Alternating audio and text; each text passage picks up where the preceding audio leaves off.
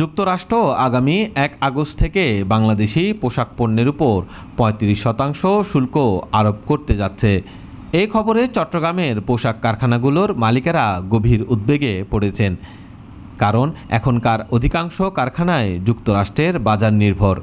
বাংলাদেশ সরকারের পক্ষ থেকে আলোচনার মাধ্যমে এই শুল্ক কমিয়ে আনার চেষ্টা চলছে।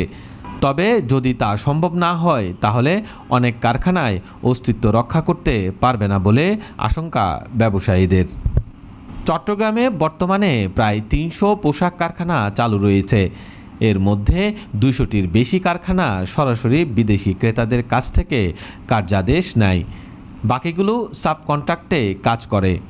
বিজিএমইএ ও এপিবির তথ্যমতে সদ্য সমাপ্ত অর্থবছরে বাংলাদেশ থেকে ৩৯.৩৪ বিলিয়ন ডলারের পোশাক রপ্তানি হয়েছে, যা মোট রপ্তানির ৮১%-এর বেশি। এর মধ্যে যুক্তরাষ্ট্রে রপ্তানির পরিমাণ ১৯%-এর বেশি।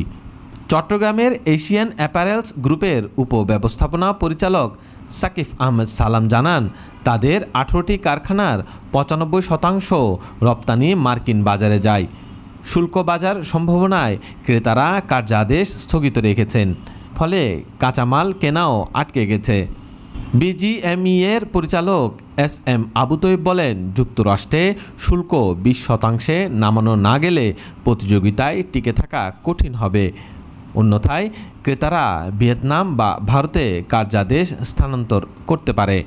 প্যাসিফিক জিন্স গ্রুপের ব্যবস্থাপনা পরিচালক সৈয়দ এম তানবীর মনে করেন, ৩৫% শুল্ক কার্যকর হলে বাংলাদেশের পণ্যের দাম প্রতিযোগীদের তুলনায় অনেক বেড়ে যাবে। তবে চূড়ান্ত মূল্যায়নের জন্য অন্যান্য দেশের শুল্ক হারও জানা দরকার। তিনি কারখানাগুলোকে বিকল্প কৌশল তৈরির পরামর্শ দেন।